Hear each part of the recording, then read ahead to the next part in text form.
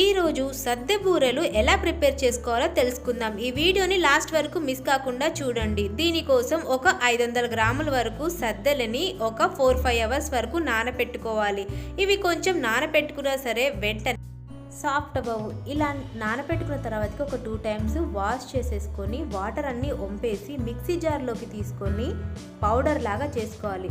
ఎగ్జాక్ట్గా మనం బియ్యాన్ని మిక్సీ పట్టి అరిసెల కోసం చేస్తాం కదా, అలా తడితడిగా ఉన్నప్పుడు సో ఆ విధంగానే కొంచెం సద్దలను కూడా ఆ విధంగానే చేసుకోవాలి. వాటర్ వంపేసి కాసేపు హాఫ్ అన్ అవర్ అయిన తర్వాతకి గ్రైండ్ చేసేసుకుంటే మనకి పౌడర్ లాగా అవుతుంది. ఫస్ట్ టైం మిక్సీ చేసినప్పుడు కొంచెం బరకబరకలాగా ఉంటుంది. అలా మిక్సీ చేసేసి కాసేపు ఫ్యాన్ గాలి కింద పెట్టేసి మళ్ళీ దాన్ని సెకండ్ టైం మిక్సీ చేస్తే ఈ విధంగా కొంచెం ఫైన్ పౌడర్ లాగా అవుతుంది మనకి. ఇప్పుడు మొత్తం పౌడర్ లాగా రెడీ చేసి పెట్టుకున్నాం కదా సద్దెల పౌడర్ని. ఇప్పుడు దీనికి మనం పాకం పట్టుకోవాలి. 500 గ్రాముల సద్దలకి 300 గ్రాముల వరకు బెల్లం పడుతుంది. మీకు ఒకవేళ స్వీట్నెస్ ఎక్కువ కావాలంటే ఇంకొంచెం ఎక్స్ట్రా యాడ్ చేసుకోండి. ఇప్పుడు దీనికి కొద్దిగా వాటర్ యాడ్ చేసేసి ముదురు పాకంలా వచ్చేలాగా పాకం పట్టుకోవాలి. సేమ్ అరిసెలకి ఎలాగైతే పాకం పడతామో ఆ విధంగా పాకం వచ్చేలాగా పట్టుకోవాలి. ఇలా చెక్ చేసుకున్న తర్వాతకి స్టవ్ ఆఫ్ చేసేసి కొద్దిగా పిండిని యాడ్ చేసుకుంటూ మొత్తం బాగా కలుపుకోవాలి. ఉండలనేది కట్టకుండా కలుపుకోవాలి. పాకానికి ఎంతైతే పడుతుందో అంతవరకు మాత్రమే కలుపుకోండి.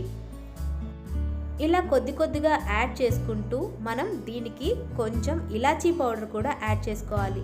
చూసారా, మనకి ఇలా పిండి ముద్దలాగా చేస్తే ఎంతైతే వీలవుతుందో ఆ విధంగా మొత్తాన్ని కలిపేసుకున్నాము. ఇప్పుడు ఇలాచీ పౌడర్ కూడా యాడ్ చేసేసి ఒకసారి మొత్తం బాగా కలుపుకోవాలి.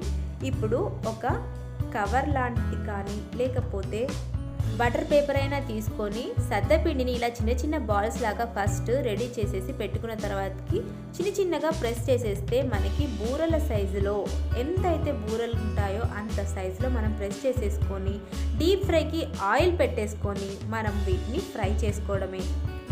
ఎట్ ఫస్ట్ నా ఛానల్కి ఫస్ట్ టైం విజిట్ చేసినట్లయితే పక్కనే ఉన్న బెల్ ఐకాన్ని క్లిక్ చేసి నా ఛానల్కి సబ్స్క్రైబ్ అయిపోండి. ఇలాంటి మంచి వీడియోస్ మీకు నోటిఫికేషన్స్ లాగా వస్తాయి. అలానే ఈ వీడియో కనుక మీకు నచ్చినట్లయితే లైక్ చేయడం మాత్రం అస్సలు మర్చిపోకండి. అలానే మీ ఫ్రెండ్స్ అందరు కూడా తప్పకుండా షేర్ చేయండి. ఇలా ఆయిల్ వేడవగానే ఒక్కొక్కటిగా వేసుకుంటూ గోల్డెన్ బ్రౌన్ కలర్ వచ్చేలాగా బాగా ఫ్రై చేసుకోవాలి. చూసారా, ఇవి వేగేటప్పుడు బాగా పొంగి ఎంత బాగున్నాయో కదా, అసలు పూరిలాగా పొంగిపోయాయి. ఇవి పొంగిపోయి అలానే ఉండిపోతాయి. మనకి సద్దె బూరలు ఎంత టేస్టీగా ఉంటాయంటే అసలు తింటుంటే తినాలనిపిస్తూనే ఉంటుంది. ఇది చాలా ట్రెడిషనల్ వంటకం, అలానే పాతకాలం వంటకం అని కూడా చెప్పుకోవచ్చు. సద్దె బూరలు ఎలా ఉన్నాయి అనేది నాకు కామెంట్ సెక్షన్లో మీ ఫీడ్బ్యాక్ని ఇవ్వండి. చూసారా, గోల్డెన్ బ్రౌన్ కలర్ వచ్చేసాయి కదా. ఇప్పుడు మనం సర్వింగ్ ప్లేట్లోకి తీసేసుకుంటే మనకి వేడిగా సద్దె బూరలు అనేది రెడీ అయిపోయినట్లే. చూసారా, ప్రతి ఒక్కటి అన్నీ పొంగిపోయాయి మనకి. ఈ సద్దెలతోటి అప్పలు కూడా ప్రిపేర్ చేసుకుంటారు, అలానే గారెలు కూడా చేసుకుంటారు. ఇలా రెడీ అయిపోయిన వాటిని మనము సర్వింగ్ ప్లేట్లోకి తీసుకోవాలి. ఇలా మరికొన్ని కూడా చేసేద్దాము. పిండి మొత్తాన్ని ఈ విధంగానే ప్రాసెస్ని రిపీట్ చేసుకుంటూ చేసేస్తే మనకి సద్దె బూరెలు అనేది ఇంట్లోనే ఇలా ఈజీగా రెడీ చేసుకోవచ్చు. మనకి చూస్తుంటే ఏదో షాప్లోంచి తెచ్చినట్లుగానే ఉంది కదా. ఈ బూరెలు మనకి కనీసం 15 నుంచి 20 రోజుల వరకైనా నిల్వ ఉంటుంది. అలానే క్రిస్పీగా కూడా ఉంటాయి. Thanks for watching.